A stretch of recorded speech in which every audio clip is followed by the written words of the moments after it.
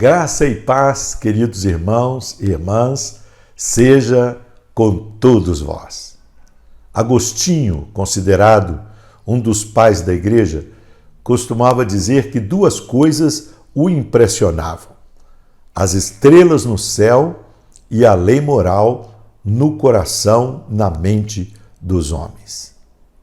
O ano novo começou e as pessoas manifestam as suas resoluções, os seus alvos, os seus objetivos. E eu queria apresentar e sugerir um objetivo para a sua vida. Uma vez que Deus deseja ser conhecido pelo ser humano que Ele criou, para ser adorado por Ele, eu quero te convidar a fazer deste ano uma escola na qual você vai se esmerar para conhecer mais a Deus.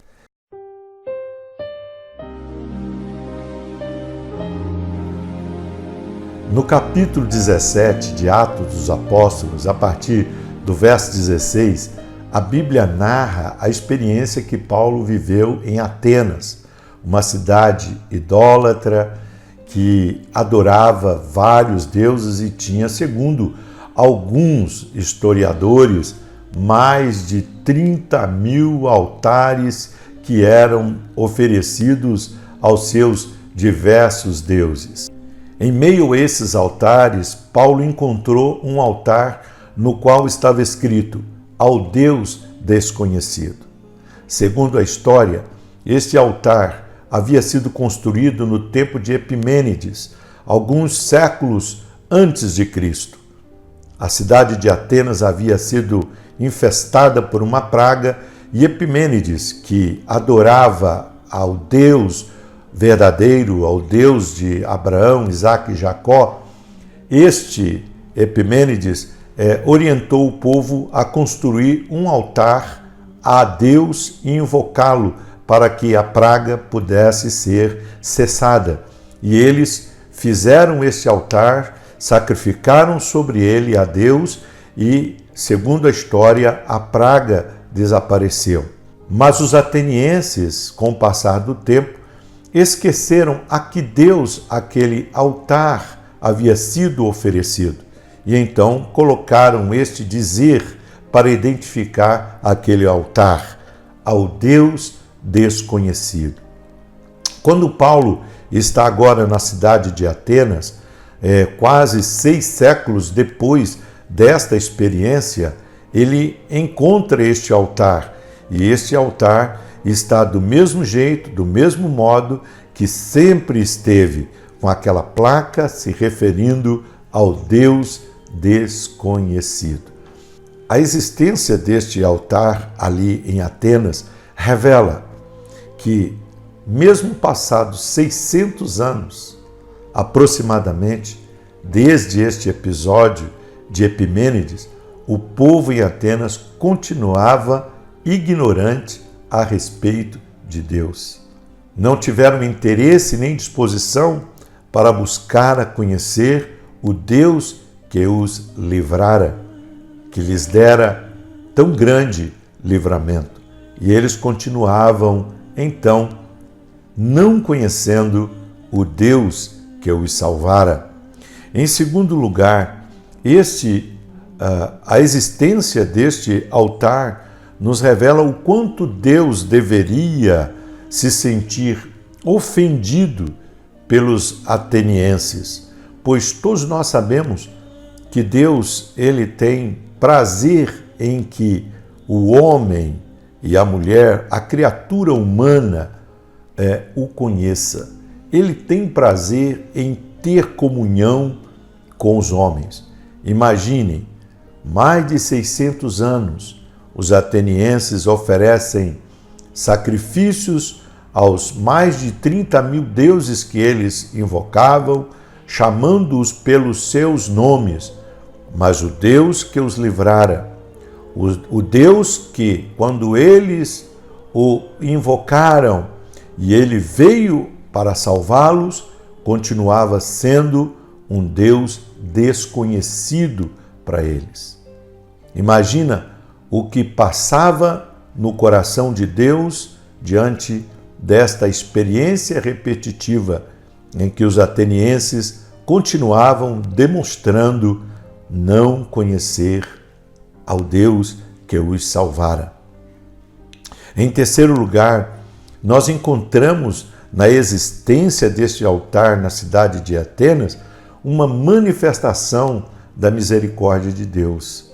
Ano após ano, os atenienses cometem a mesma falha, cometem o mesmo erro, adoram todos os deuses que conhecem, mas continuam desconhecendo o Deus que os salvara. A misericórdia de Deus, a Bíblia diz que se renova a cada manhã.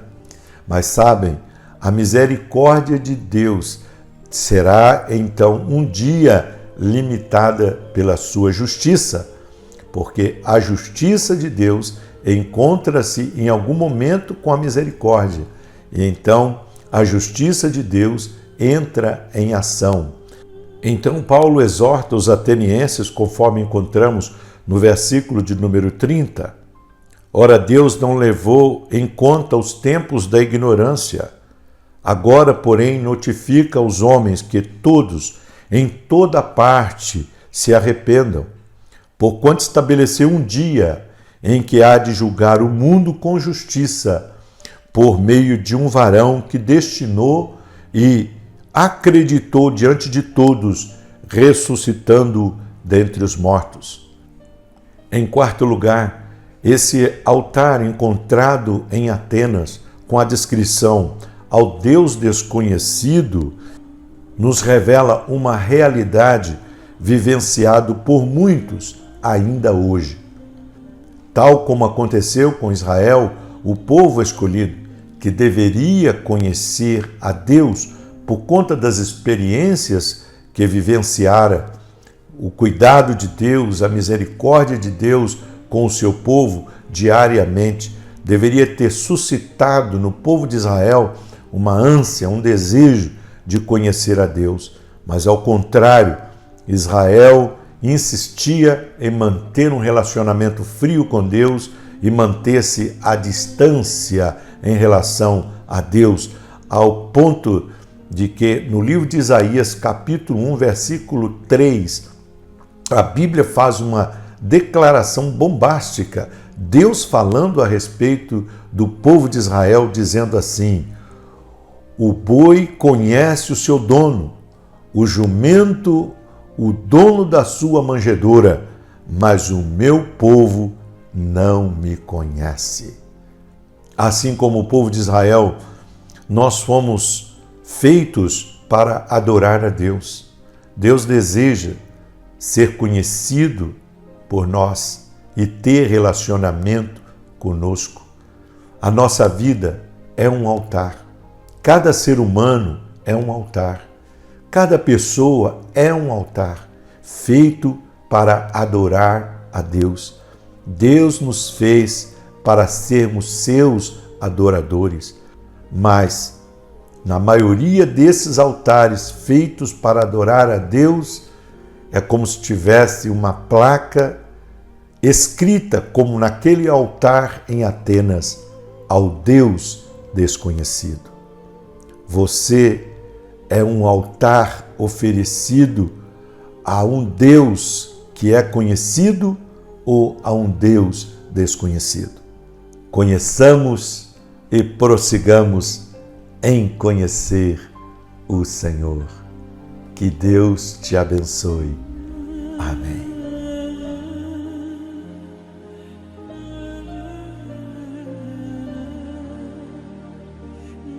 É tempo de crescer.